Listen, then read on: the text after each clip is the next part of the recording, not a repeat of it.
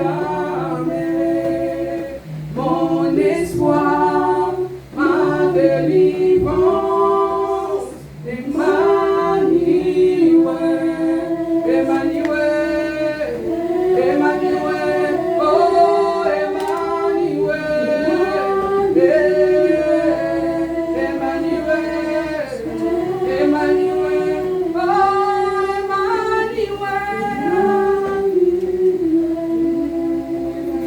Comme nous parlons sur le Saint-Esprit de Dieu, j'aimerais que nos voix tous ensemble s'élèvent. Élevez le Saint-Esprit qui est Dieu, qui est avec nous. Nous avons vu Dieu le Père dans l'Ancien Testament. Nous avons vu Jésus dans la Nouvelle Alliance. Et dans ces temps, autrement dans cette ère, autrement dans cette dispensation, c'est le Saint-Esprit qui est Dieu qui est avec nous. Et j'aimerais que nos voix s'élèvent. Dis Saint-Esprit, je te lève. Saint-Esprit, je t'adore. Saint-Esprit, je te laisse conduire ma vie. Saint-Esprit, tu es le seul qui me suffit. Sans toi, je ne peux rien. Que nos voix s'élèvent. Adorons le Saint-Esprit de Dieu. Saint-Esprit de Dieu. Saint-Esprit de Dieu.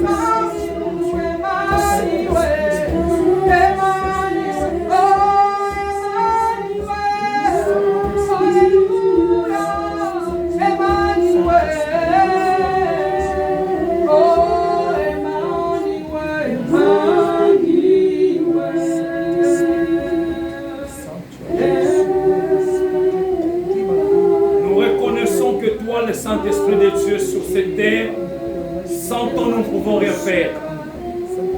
Au commencement de la création de cette terre, tu y étais. Lorsque l'homme a chuté, Saint-Esprit de Dieu, tu y étais. Et lorsqu'il y a la conception de Christ, Saint-Esprit de Dieu, tu y étais. Et Jésus, pour son ministère, il nous a démontré qu'il en avait besoin de toi. Et lorsqu'il est mort, la personne qui est allée chercher d'entre les morts, c'est toi le Saint-Esprit. Et cet après-midi, Esprit de Dieu, Esprit de vie, toi celle qui a la capacité de nous rendre la liberté. Car tu nous as dit hier, on a l'Esprit de Dieu à la liberté. Nous te laissons la place. Parle-nous, Saint-Esprit. Saint-Esprit, va dans les allées. Touche chacun de nous. À partir de cette chair, les chante toute personne entre Dieu. Car tu es un Dieu de près et de loin. Touche même le chair interne du Saint-Esprit de Dieu. Lorsque la parole, elle sort, toi tu viens rassembler. Car ta parole déclare dans Ésaïe, ta parole a ordonné. Et cette fois, l'Esprit de Dieu qui vient rassembler. Au nom puissant de Jésus, nous te disons merci, Saint-Esprit de Dieu. Et nous disons Amen. Amen. Amen. Amen. Je nous salue par le précieux de gloire Seigneur Jésus-Christ. Amen. Nous avons passé du temps, mais j'aimerais quand même, pendant une minute, s'il vous plaît, saluer ton frère et ta soeur qui est à gauche et à droite. Dis le bienvenue dans la présence du Saint-Esprit de Dieu. Si je n'arrive pas à donner ce que l'Esprit du Saint-Esprit, parce qu'après ces messages, il annonce un fait, il demande vraiment la parole de Dieu qui va l'accompagner. Et si le temps nous manque, là, il ne reste que. Je nous salue par le précieux de gloire, Seigneur Jésus. Amen. Et nous saluons sur nos chers internautes. Merci, merci, merci, merci, merci.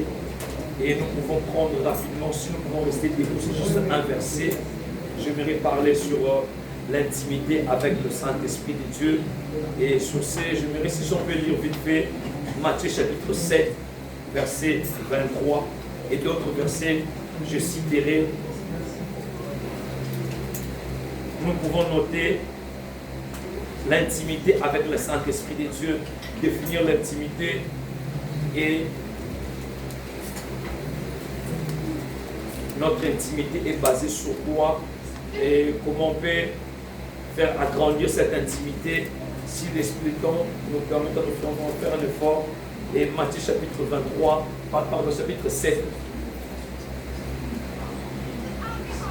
Matthieu chapitre 7, verset 23. Nous lisons la parole de Dieu. Amen. Je lis Matthieu chapitre 7, verset 23.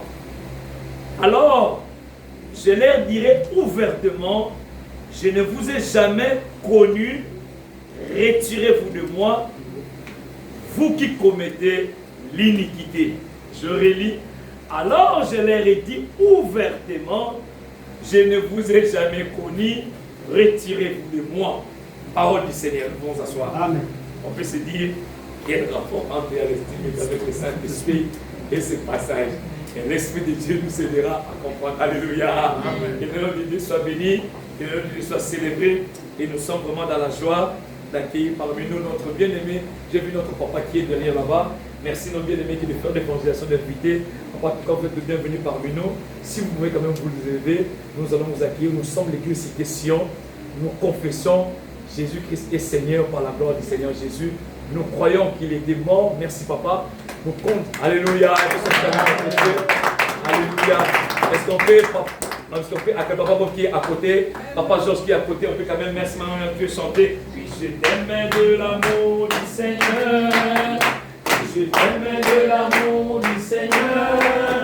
Quand je vois la gloire de mon roi, je t'aime de l'amour du Seigneur. Merci. Comme vous êtes le bienvenu parmi nous. Si vous vous réunissez quelque part, vous vous asseoir.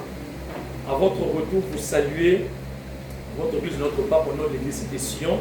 Nous sommes l'église Cité Sion. Nous confessons que Jésus-Christ est sauveur et Seigneur. Et il est né à travers la sémence du Saint-Esprit de Dieu. Et il est mort au 3e jour, il a été ressuscité. Et nous croyons depuis notre cœur, notre confession de foi, il reviendra. Il reviendra juger les vivants et les morts. Son retour, nous croyons qu'il a tout donné à la croix pour nous. Et il nous a sauvés. Et par son amour, par sa bonté, la particularité qui nous anime dans la pensée qu'il nous a donnée, nous parlons de la pensée.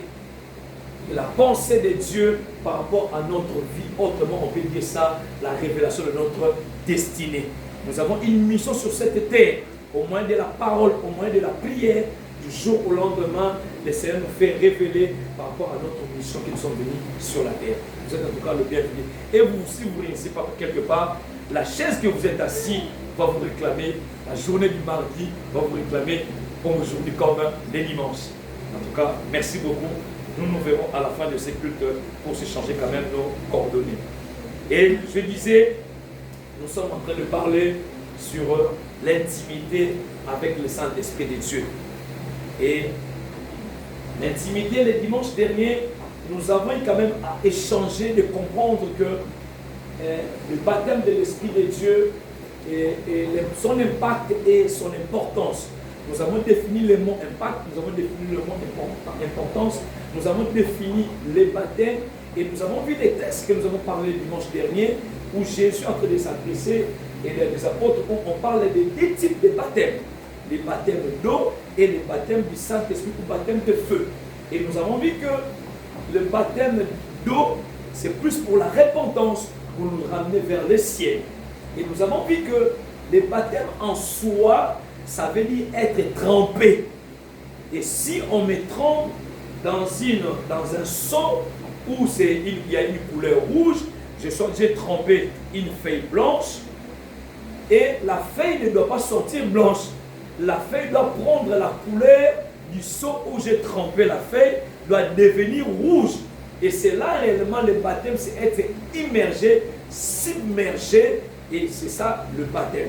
Et nous avons vu que le baptême du Saint-Esprit, nous devons être submergés dans le Saint-Esprit, et nous avons vu que l'Esprit de Dieu, nous a été donné comme une aide pour accomplir le but par lequel nous devons réaliser sur la terre.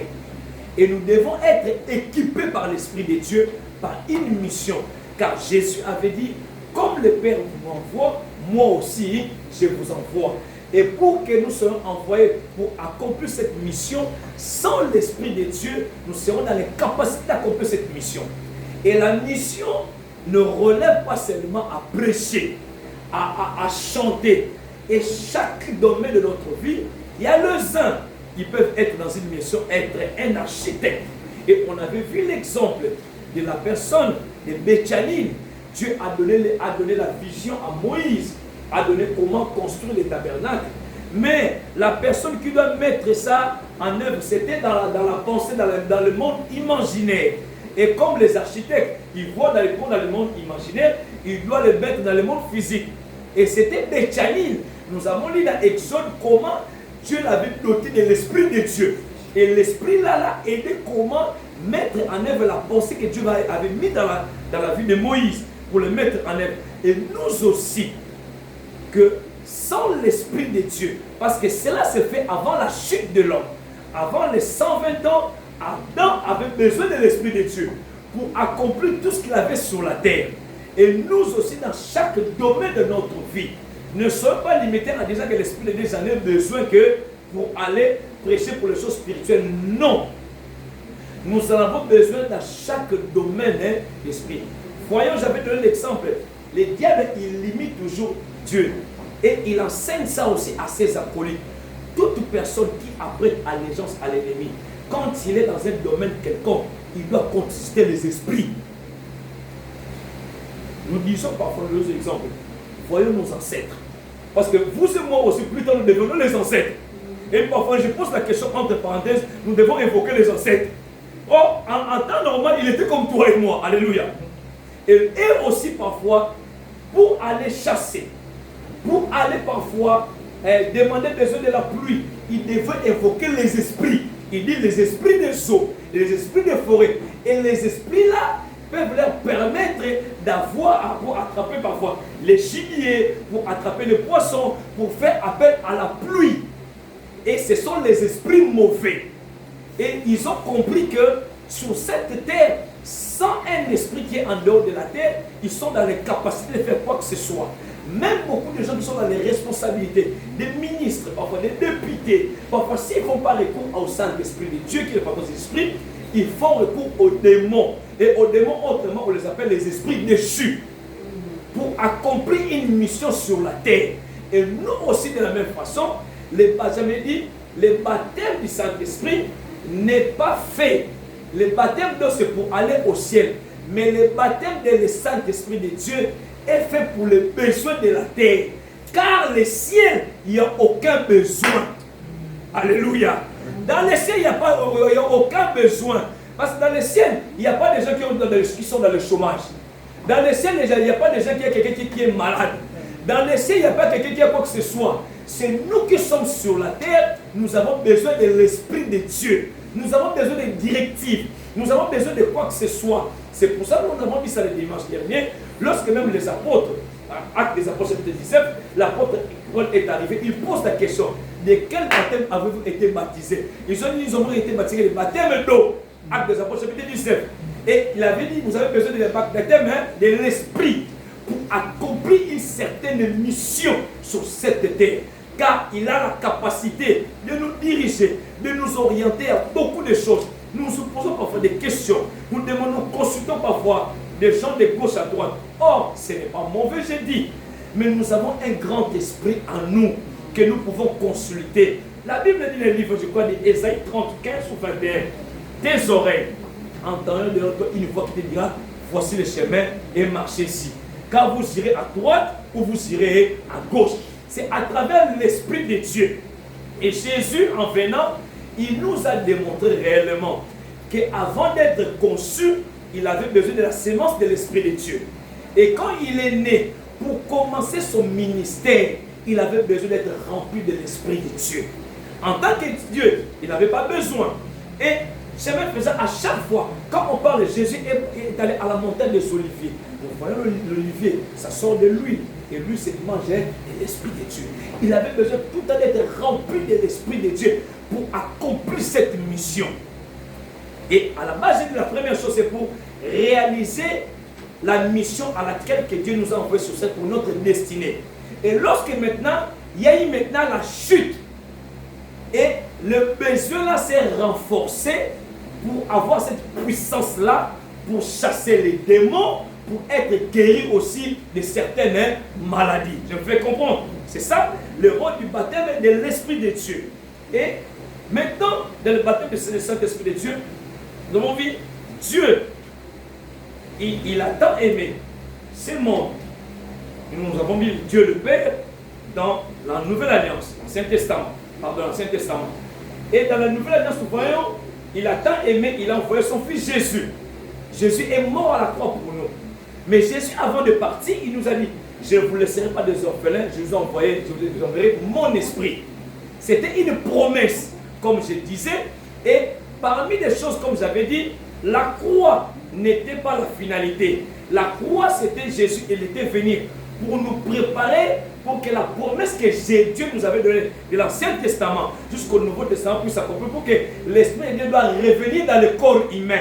Et vu que le corps humain était devenu impur, Jésus devait passer à la croix, nous donner un détergent pour laver notre corps, pour permettre à l'Esprit de Dieu que nous soyons habilités de recevoir cet esprit-là en nous, le Saint-Esprit de Dieu. Et il avait promis, il a dit, restez quelque part. Ne allez pas quelque part, vous devez attendre d'abord cette capacité-là. Vous soyez dotés de cette capacité-là pour être mes témoins partout où vous irez.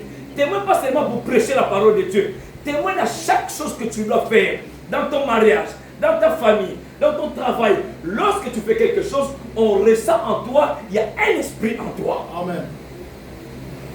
Et j'avais donné un exemple. Nous avons vu comment Pharaon s'étonne. Il se pose la question, est-ce que trouverions-nous quelqu'un qui a un esprit comme Joseph? Il se pose la question. Et moi je me demande dans notre temps, pourquoi il n'y a plus ces exploits dans notre temps, chacun dans notre domaine. Et plus loin encore, Daniel se retrouve avec les gens qui sont enfoncés dans la franc-maçonnerie. Ils n'avaient pas peur. Mais entre eux, il dit, mais c'est en cet homme, il y a un esprit supérieur. Mais le contraire en nous, quand nous sommes entourés des occultistes et des sorciers, en nous, ça mène à nous la peur. C'est ça l'église. Nous devons comprendre certaines choses, là. En nous, ça donne la peur. Si aujourd'hui, je dis cache, papa sèche à la sorcellerie, et tout le monde le sait, personne n'a pas du mal à s'asseoir à côté de lui. Nous sommes d'accord? Mais oh, moi j'ai l'esprit de Dieu en moi. L'esprit qui habite en moi est supérieur à l'esprit qui habite en lui. Et l'église ne veut comprendre cela. Nous avons peur. Ah, ton enfant s'approche de lui. Attention, mon enfant n'a qu'à été. Il va sorceller. Nous sommes, les diables a mis en nous la peur.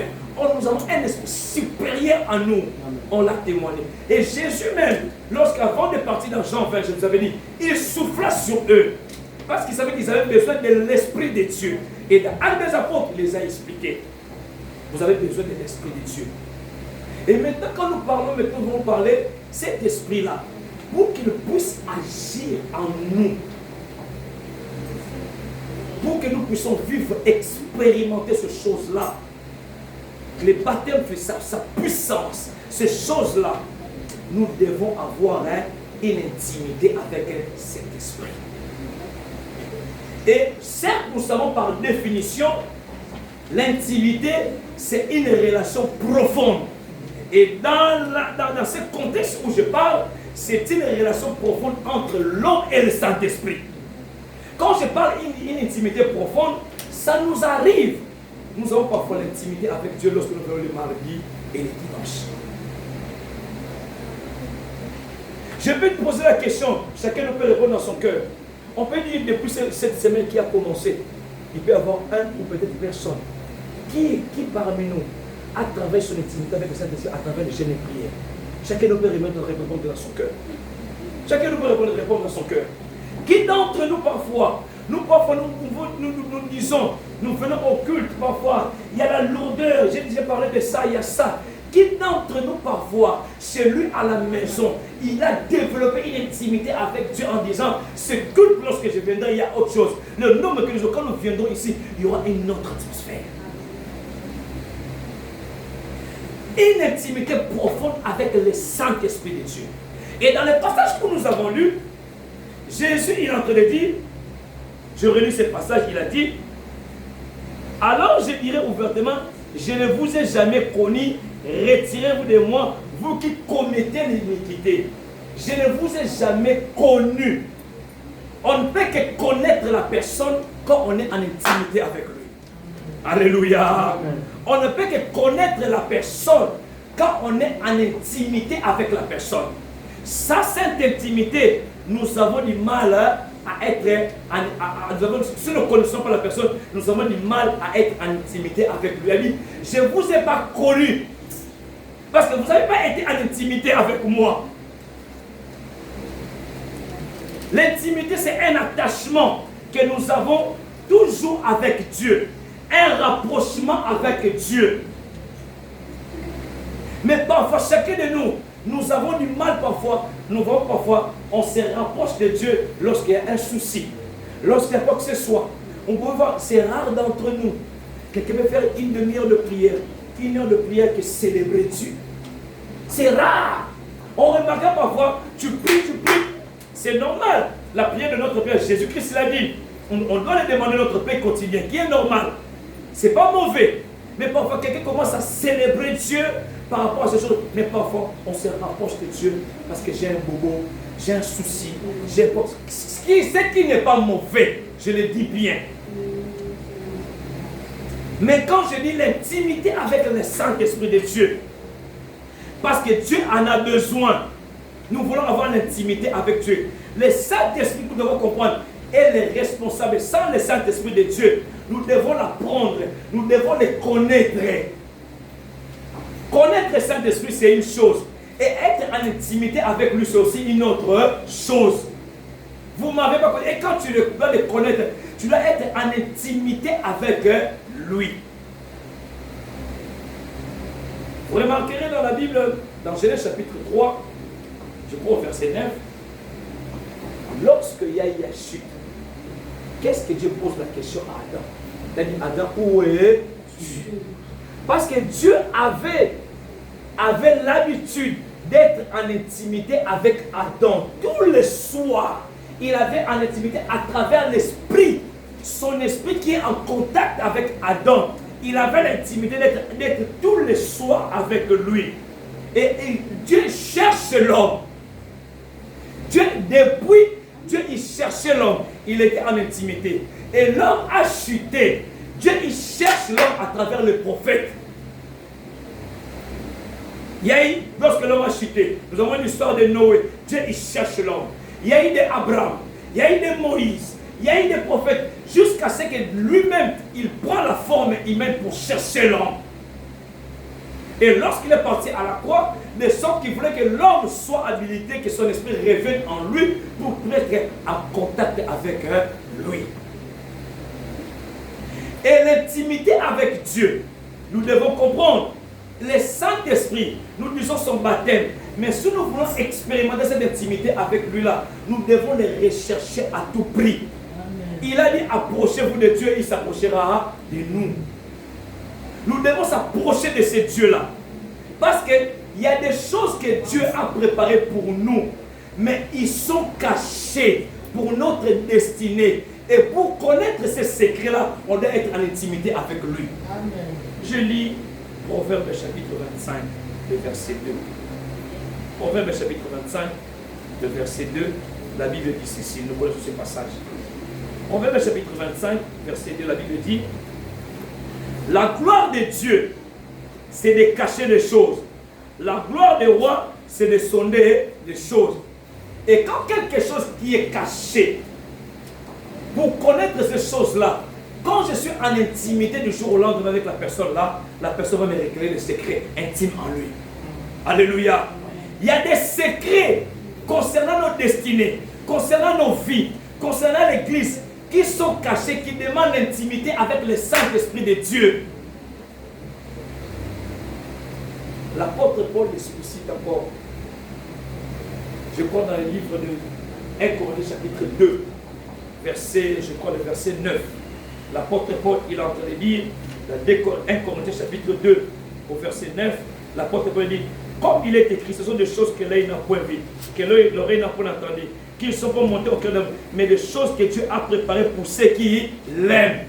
C'est-à-dire que les choses que Dieu a préparées pour nous, c'est dans l'intimité que nous allons trouver des choses qui sont dans l'agenda de Dieu.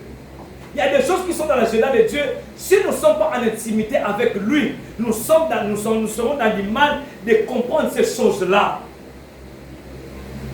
Nous avons vu la personne. Quand nous sommes en amitié, parfois nous avons du mal à se cacher des choses. Parce que nous sommes intimes. Et je me rappelle, Dieu était en amitié avec la personne qu'on appelait qui est Abraham. Et lorsque des choses qui devaient arriver dans l'avenir, je crois que ça doit être Genèse chapitre 18, au verset 17. Dieu, lorsqu'il parle des choses concernant, il y a 3 personnes qui sont arrivées. Il dit à Abraham, Sarah tombera enceinte. Et Sarah me dit, moi qui suis vieille, j'aurai encore des désirs. Elle ria. Et en avançant, Dieu il a dit, Genèse chapitre 18, je crois, verset 17, il a dit, cacherai des choses à Abraham. Cacherait des choses parce qu'ils étaient en intimité. Et Dieu lui a commencé à le révéler concernant les choses de Sodome et Gomorrhe. Dieu lui a commencé à le révéler que plus tard, ta postérité ira 400 ans en Égypte. Parce qu'ils étaient en intimité.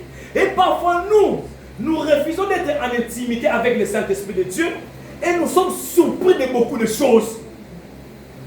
Je ne dis pas que le Saint-Esprit ne dira pas tout. Mais parmi les choses, parce que Dieu veut nous confier des choses, mais il veut que nous rentrons dans son intimité pour qu'il puisse nous révéler les choses qui doivent arriver dans notre vie. Demain c'est lundi. En étant en intimité avec Dieu, Dieu peut nous révéler une partie de la journée ou pas. Mais nous sommes distraits. Nous sommes par des choses futiles qui n'apportent rien. Être en intimité avec Dieu, ça ne demande pas d'être 3 heures ou 4 heures dans la prière. Ça ne demande pas d'être seulement aller en retraite. Mais quand tu développes cette intimité-là, parce que l'intimité, il n'y a pas seulement qu'à l'église. Même en quittant à l'église, tu te retrouves tout seul. Tu sais qu'il y a quelqu'un qui est avec moi. Et la personne qui est en intimité avec moi, il ne m'autorise pas de faire telle chose, de faire telle chose. Sinon, je vais étouffer notre intimité. Et le Saint-Esprit, c'est comme ça avec l'Esprit de Dieu. Dieu nous appelle à quelque chose. Quand tu n'es pas en intimité avec lui, nous ne saurons pas comprendre beaucoup de choses. J'aime Jésus, il a dit, lorsque quelqu'un, nous pouvons lire à la maison 1 Jean chapitre 4, verset 9, l'apôtre Jean, il est en train de nous dire, dans 1 Jean chapitre 4, verset 9, il est en train de dire, l'amour de Dieu a été manifesté envers nous, en ce que Dieu a envoyé son Fils unique dans le monde, afin que nous vivons par lui. Nous vivons par lui, c'est-à-dire par le Saint-Esprit de Dieu. Et là, qu'est-ce que j'aimerais dire par là? Je vais donner l'exemple d'un avion. L'avion, lorsqu'il est très loin, nous le voyons petit. Au fur et à mesure, l'avion, on se rapproche de lui, il descend. Et on se rapproche de lui, on le voit dans sa grandeur aussi. De la même manière, Dieu aussi. Quand nous sommes en intimité avec lui, de loin, nous le voyons pas, mais quand nous rapprochons de lui, nous sommes en intimité avec lui, nous verrons la grandeur dans notre vie. L'intimité dans le Saint-Esprit, comme je dis. Nous sommes dans 2 Samuel chapitre 5. David, la Bible dit, lorsqu'on l'a oint par Samuel, et Saoul est mort, David, il était oint pour tout Israël, mais il régnait que sur Hébron. Il régnait que sur une ville à Hébron. Et la Bible dit, lorsque les Philistins ils ont appris que David a été oint, on l'a établi à Hébron, la Bible dit, les Philistins se sont élevés pour venir l'attaquer. J'ouvre une parenthèse. Ça peut nous arriver, lorsqu'on apprend quelque chose qui t'arrive, de loin ou de près, l'ennemi n'est pas content. Alléluia. L'ennemi n'est pas content, il s'élève, il s'acharne contre toi. Mais qu'est-ce qui s'est passé? Qu'est-ce qui m'intéresse maintenant? C'est dans le verset 17. Je suis dans 2 Samuel chapitre 5. Lorsqu'il a appris, la Bible dit, David alla consulter l'Éternel. Parce que les Philistins se sont levés contre lui pour l'attaquer. Il est entré en intimité avec Dieu. Et Dieu lui a dit de la manière dont il doit s'attaquer aux Philistins. Et lorsqu'il a attaqué les Philistins, il a remporté la bataille. Ça n'a pas pris du temps. La Bible dit, les Philistins sont encore revenus pour encore l'attaquer. Ça n'a pas pris du temps. David pouvait dire, j'ai l'habitude déjà avec Dieu. Dieu m'en a parlé, je suis en intimité avec lui, m'en a parlé. Je peux faire comme j'ai fait la première fois, la routine, alléluia. Mais la Bible dit, il rentra encore en intimité avec Dieu. Les mêmes ennemis, ils sont venus peut-être avec les mêmes stratégies. Mais Dieu, David, il rentra encore en intimité avec Dieu. Et Dieu lui a dit, tu feras ça et tu feras ça. Et il a compris par rapport à quoi? Par rapport, il a compris, il y a une sensibilité. Et nous avons cette sensibilité lorsque nous sommes en intimité avec le Saint-Esprit de Dieu. Plusieurs d'entre nous, l'intimité, la sensibilité avec Dieu est morte. Nous ne sommes pas sensibles à l'Esprit de Dieu. Dieu parfois t'a parlé. Ne rentre pas dans telle chose. Ne fais pas telles affaires. Ne voyage pas. Ne va pas dans tel pays. Ne te marie pas. Ne prends pas cet engagement. Mais nous ne savons pas la sensibilité. Et lorsque nous rentrons, et quand ça ne marche pas, nous mettons la main sur la tête. Nous disons, si je savais. Les manques d'intimité avec Dieu. Si nous voulons réussir sur cette terre, nous devons avoir l'intimité avec le Saint-Esprit de Dieu. Je donne cet exemple à plusieurs fois, pas par faire l'apologie du diable. Toutes les personnes qui sont allées très loin sur cette terre, qui sont de renommée, qui ne sont pas en Dieu, mais qui sont quelque part de l'autre côté, conduits par les autres esprits. J'insiste, du haut de cette chair, je ne veux pas l'apologie du diable, mais je nous rappelle, sur cette terre, les gens qui n'ont pas fait allégeance au Saint-Esprit, qui sont allés très loin, vous remarquerez, à 90%, ils ont prêté allégeance avec Jésus des esprits. Et ce n'est pas resté en dehors. Le diable, il a compris, il est venu aussi chez nous dans l'église. Il y a des gens, apôtres, docteurs, pasteurs, évangélistes, il peut aller très loin, mais l'esprit qui l'anime, à travers cet esprit-là, il opère des miracles, des révélations, c'est un autre esprit. Et comment nous devons développer cette intimité-là? Le temps me manque, je dois arrêter parce que je dois donner une annonce. Nous devons développer à travers la prière, à travers la méditation de la parole, à travers le jeûne de prière, à travers beaucoup de choses que j'ai énumérées, mais le temps nous manque. Le Saint-Esprit de Dieu, je nous expliquais, il y a des choses qui sont cachées, il y a des choses que nous en avons besoin. Et l'intimité est basée sur la révélation, sur la foi, sur la vie de prière, que nous devons aller très loin avec le Saint-Esprit. Beaucoup de gens, comme je dis, nous cherchons Dieu, mais plutôt pour le profit. Nous cherchons Dieu plutôt que pour le profit. Que nous devons comprendre, le ciel est l'héritage de ceux qui sont en intimité avec Dieu. Alléluia. J'aimerais m'arrêter par là parce que le temps me manque. Je nous rappelle, pour arrêter le message, le ciel est l'héritage de toute personne qui est à l'intimité avec le Saint-Esprit. Et dans le ciel, il y a tout ce que nous avons besoin. C'est là où Jésus a dit, dans la prière de notre Père, lorsqu'il dit que ta volonté soit faite sur la terre comme au ciel. Parce que dans le ciel de Dieu, il y a beaucoup de choses que nous avons besoin qui nous ramènera à la paix, qui nous fera accéder dans la prospérité, qui nous fera accéder dans la guérison, qui nous fera accéder dans beaucoup de choses. Le ciel, je répète, le ciel est l'héritage de toutes personnes qui sont en intimité avec Dieu. Alléluia. Lève-nous pour prier. Après, si nous devons on met juste la porte.